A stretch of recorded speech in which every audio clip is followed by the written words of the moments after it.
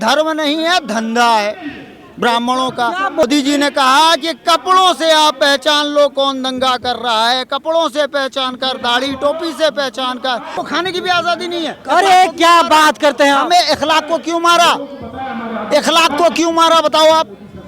चाहते हो Bharat Islamic country बन जाए? बिल्कुल बने। ये तो ट्रिपल इंजन की सरकार है। जैसे बालेश्वर में 3 ट्रेन एक साथ टकरा गई थी, 2000 लोग मर गए थे, वहाँ भी भारत माता और वो मोदी जी की जय जयकार लग रही थी। ये तो ट्रिपल इंजन की सरकार है भैया, डबल कहाँ है? मोदी है तो मुमकिन है, 80 करोड़ लोगों को भीख देना मुमकिन है। मेरा मुसलमान होना इस देश में, इस संविधान के अंदर जुर्म है।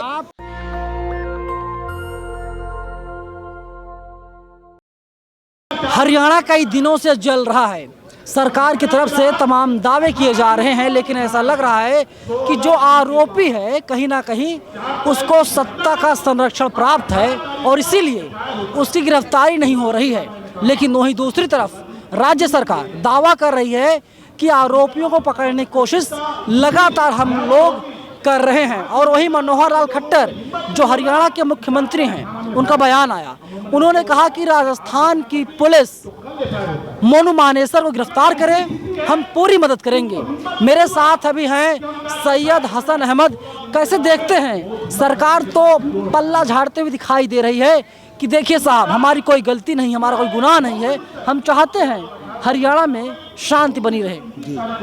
ये सरकार जिस तरह से स्टेट स्पॉन्सर टेररिज्म जिस तरह से उन्होंने मणिपुर में कराया था, ठीक उसी तरह से अभी मेवात में हो रहा है। पहली बात, ये स्टेट स्पॉन्सर्ड है, बिल्कुल गुजरात का एंगल आप ले सकते हैं उसमें। जिस तरह गुजरात में 2002 दंगा हुआ था, उसके बाद मणिपुर में एक्सपेरिमेंट किया गया आदिवासियों के ऊपर, उनकी औरतों को नंगा घुमाया गया और उनके साथ जो हरकतें हुई वो सारी दुनिया को मालूम है। 243 चर्च को तोड़ा गया, वहाँ पे माइनॉरिटी का बुरा हाल कर दिया, घेट्टो बना दिया गया है। अब तक 200 के करीब लोग मर चुके हैं और उसके बाद जो है ये मनुस्मृति पूरी तरह से नाफिज है। हम कह सकते हैं सिंघोल के स्थापित होने के बाद मोदी जी अपने राज धर्म का पालन करते हुए हिंदू राष्ट्र में अग्रसर हैं पूरी तरह से। जहां मुसलमान जो कि भारत तो सवर्ण मुसलमान है, फिर भी आपको दर्द हो रहा है। देखिए, कोई सवर्ण नहीं होता, कोई मनुवादी नहीं होता, कोई पसमानदा नहीं होता, कुछ नहीं होता। फिर क्या होता? नाम में सिर्फ मुसलमान होता है, जो कि भारत का संविधान में भी अंकित है। संविधान भी कहता माइनॉरिटी है। मुस्लिम एक कॉन्सेप्ट है, जिसने भी कलमा पढ़ लिया ला इलाहा इल्लल्लाह मुहम्मद रसूलुल्लाह, वो मुसलमान है। That's it. कोई सवर्ण नहीं, कोई कुछ नहीं। सनातनी है आप लोग, बीजेपी वाले बता रहे हैं। आइए घर वापसी कीजिए, स्वागत है आपका। सनातन का तो मुझे पता नहीं, लेकिन ये जो ब्राह्मण सनातनी हिंदू धर्म है, इसकी स्थापना पुष्यमित्र शुंग ने की थी। उससे पहले भारत में बुद्ध मत चले आ रहे थे। बुद्धिज्म जो था भारत का प्राचीन जो है वो है, और ये उसके बाद ये 2000 साल पुराना है, जो कि पूरी तरह से धर्म नहीं है, धंधा है ब्राह्मणों का। क्या बोल रहे हैं आप? धर्म नहीं धंधा? ये ज्योतिबा फुले की किताब है गुलामगिरी, उसमें स्पष्ट तौर पर लिखा है ये ब्राह्मणों का धर्म नहीं है, धंधा है। इस पर ब्राह्मणों ने केस किया, ज्योतिबा फुले केस जीत गए। हाँ जी, आप बताएं। और इस वक्त मुसलमान जो हैं, चूँकि भारत का मुसलमान जो है भारत का हुक्मरान कौम है, इसलिए वो आज यहाँ 1947 के बाद भारत में 3rd क्लास सिटीजन बनकर रह रहा है। मुसलमान? जी हाँ।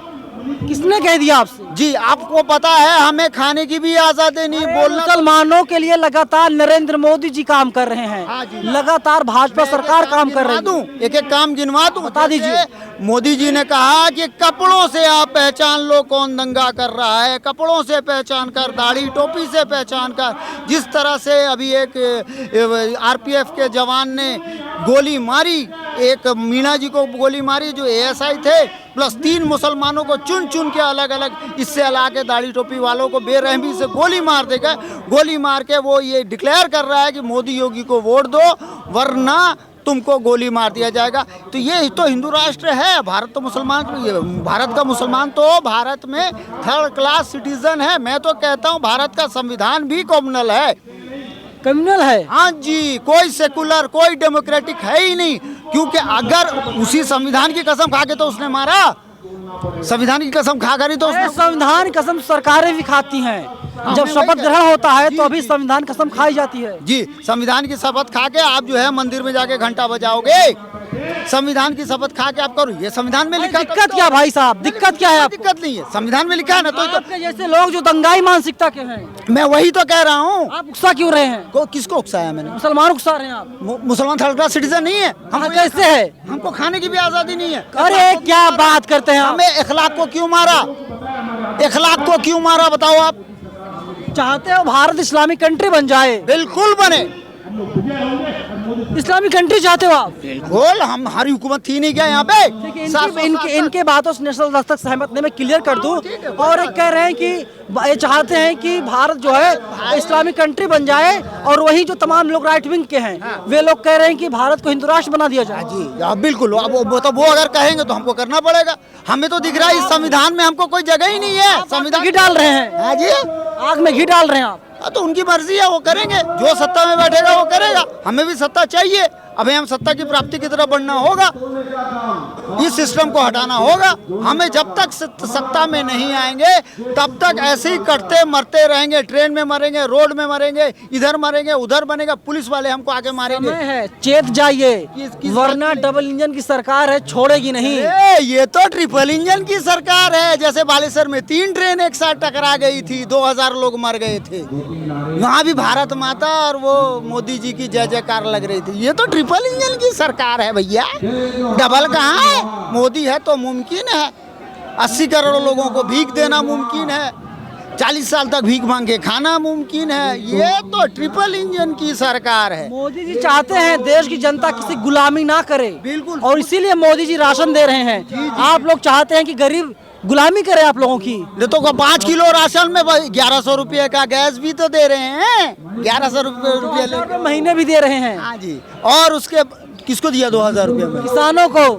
किसानों को 2000 रुपये दे भी दिया? नहीं पता आपको? अरे ये हमको नहीं पता। मोदी है तो 15 लाख भी तो दे दिए थे। से आप आए हैं। मुझे वही लग रहा, वही 15 लाख भी मोदी जी ने दे दिए थे। वो मुझे मिला नहीं है, अलग बात है। 30 लाख हो गए होंगे।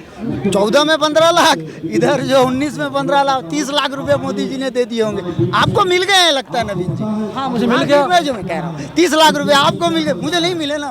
पता नहीं है, इस बात के लिए मुझे जेल में डाल देना। मुझे तो मिले नहीं भाई, मैं तो बोलूँगा। संसद के बगल से मजे ले रहे हैं जो ना।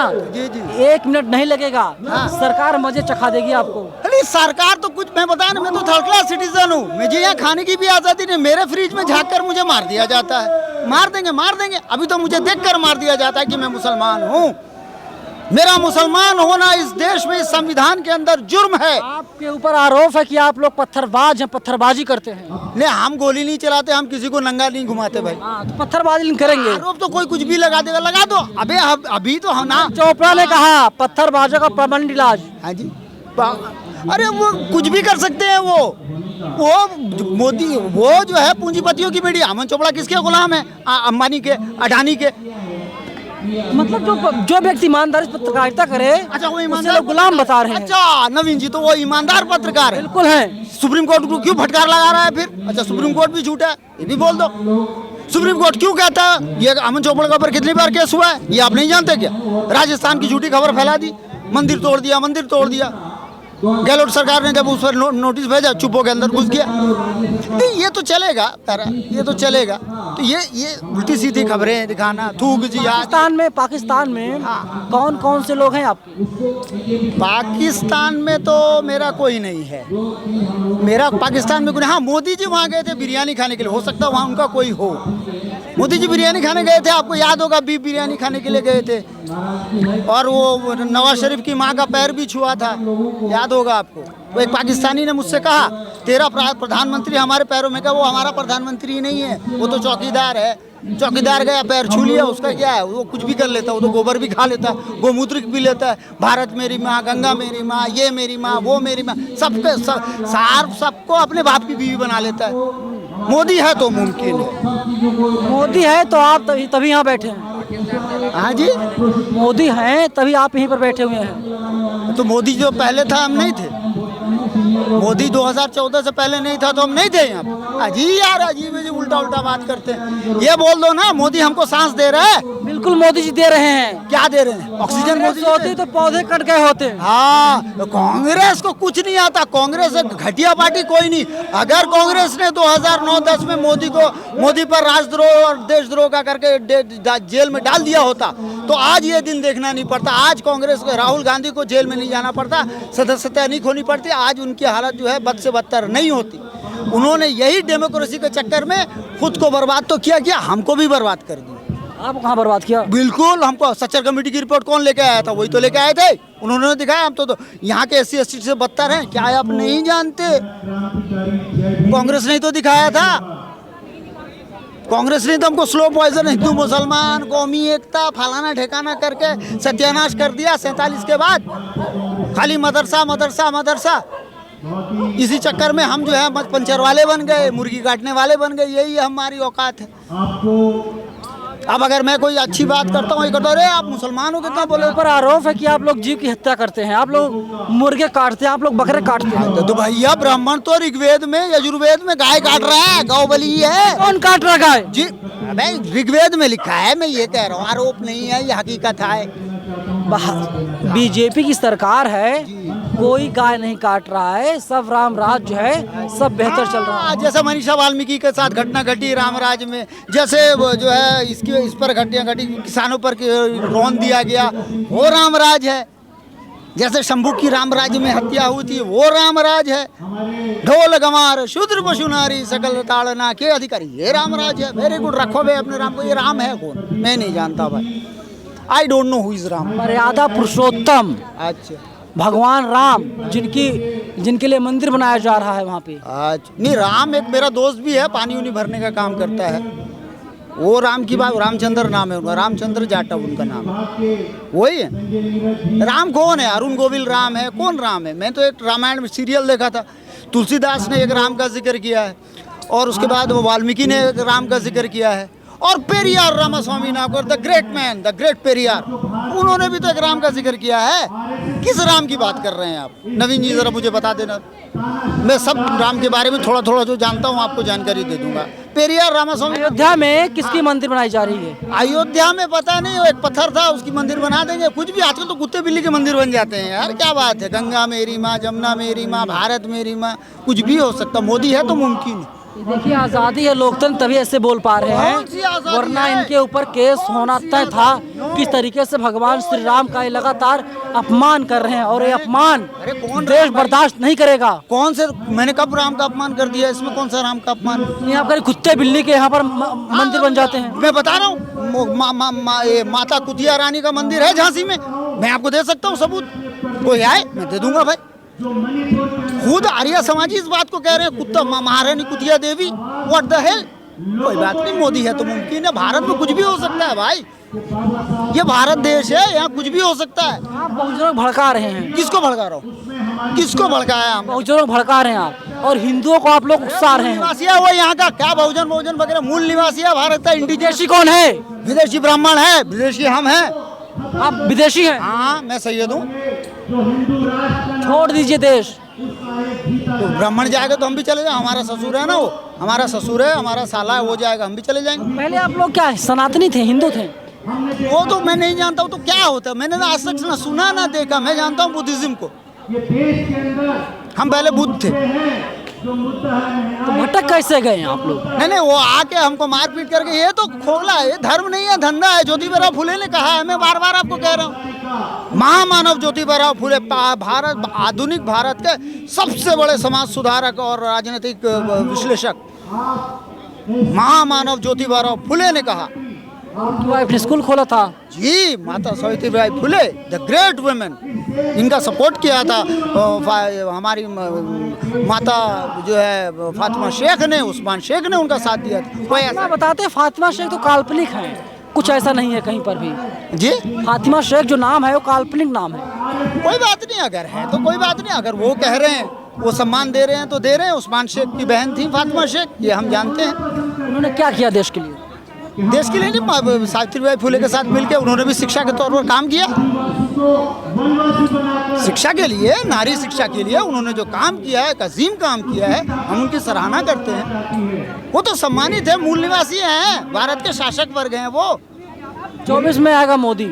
हम मोदी जी आ सकते हैं, ईवीएम है अभी कि 400 पार, कुछ भी हो सकता है। यहाँ तो दंगा फसाद करा ही रहे हैं, ईवीएम सेट हो ही चुका है।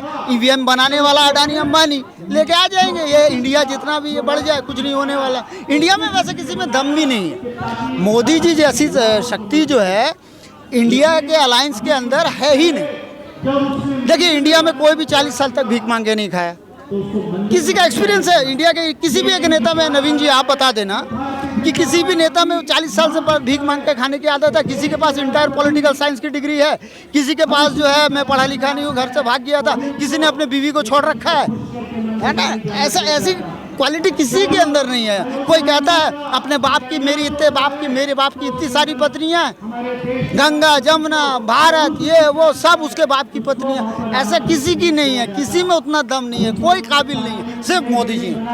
इस काबिलियत के हकदार जो हैं नरेंद्र दामोदर दास मोदी जी हैं। मैं आपको एक बात, जब पॉलिटिकल एंटायर साइंस की बात आती है, मैं भी सोचता हूँ कभी कभी, मैंने तो मैथ और फिजिक्स की बीएससी कर रखी है, तो मैं भी कर लूँ पॉलिटिकल एंटायर साइंस, लेकिन कहीं मिल नहीं रहा है। जी जी, क्या करें अब? तो मोदी है तो मुमकिन है, मोदी जी कुछ भी कर सकते हैं। यूनिक सिस्टम, इसकी टोपी उसका सर।